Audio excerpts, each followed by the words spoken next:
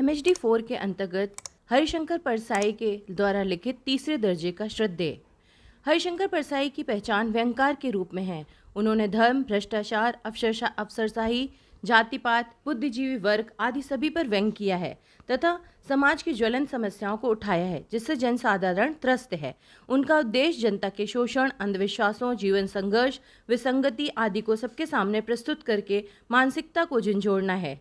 परसाई जी उस समय के लेखक हैं जब देश स्वतंत्र हुआ था और लोगों को सुनहरे भविष्य की उम्मीद थी, परंतु धीरे धीरे ये उम्मीद टूटने लगी। शोषण, अत्याचार के कारण आम आदमी अवसाद से भर गया। परसाई जी ने इन्हीं विसंगतियों को अपने लेखन में स्थान दिया और व्यंग की प्रस्तुति करी। तीसरे दर्जे का श्रद्धेय परसाई जी के व्यंग संग्रह वैष्णव की फिसलन में संकलित है। आज का बुद्धिजीवी समाज में मानवीय मूल समाप्त हो गए हैं। वह अपने दायित्व से भाग रहा है। उसे जगाना और आम जनता को जोड़ना ही इनका एकमात्र उद्देश्य है।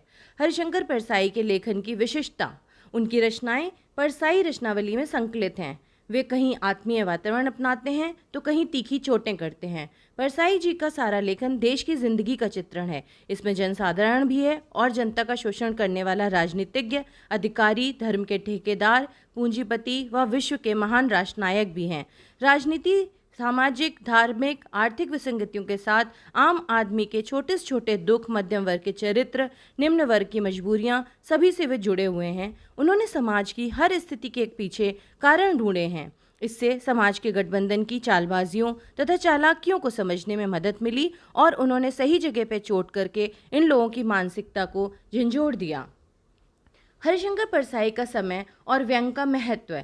स्वतंत्रता के बाद जब स्वर्णिम भविष्य के सब अपने सपने देख रहे थे, तभी भ्रष्ट शासन तंत्र ने गरीबी, भुखमरी, विषमता को बढ़ावा दिया। विकास के नाम पर मजदूर किसान वर्ग का शोषण हुआ और उच्च एवं मध्य वर्ग को ही लाभ पहुंचाया गया। जनता ने अपना आक्रोश हड़तालों और आंदोलनों के द्वारा व्यक्त किया। दूसरी ओर चापलूस अफसर व सत्ता से चिपके लोग जनता से झूठे वादे करते रहे। इनका उद्देश्य जनता को जागरूक और चेतनाशील बनाना था। परसाई जी आज़ादी के बाद कथनी करनी से विक्षुब्ध थे।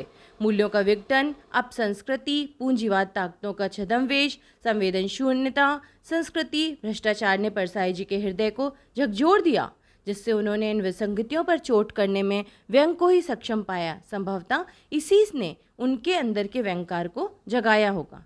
तीसरे दर्जे का श्रद्धेय की अंतर्वस्तु। तीसरे दर्जे का श्रद्धेय परसाई जी के व्यंग संग्रह वैष्णव की फिसलन में संकलित है, जो 1976 में प्रकाशित हुआ था। यह निबंध परसाई रचनावली के खंड 3 में है, जिसे परसाई का ललित निबंध संकलन कहा जाता है।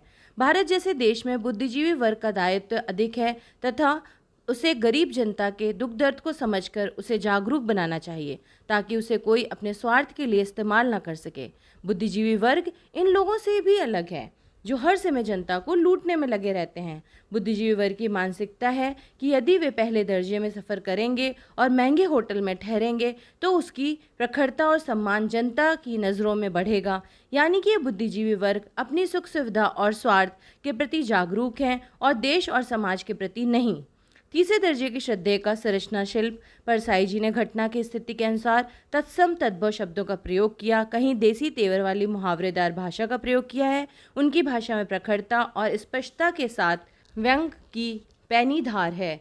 उनके निबंधों में संवेदना और जीवन की विविधता है, तो नाटक, कहानी और डायरी आदि सभी की झलक है। तीसरे दर्जे का श्रद्धेय में आज़ादी के 25 वर्ष वाले भाषण में आज के जीवन की कड़वी सच्चाई को दिखाया गया है। इसमें परसाई जी ने व्यंग द्वारा बुद्धिजीवियों को जगाने का प्रयास किया है। इस प्रकार यह पाठ का सारांश था। धन्यवाद।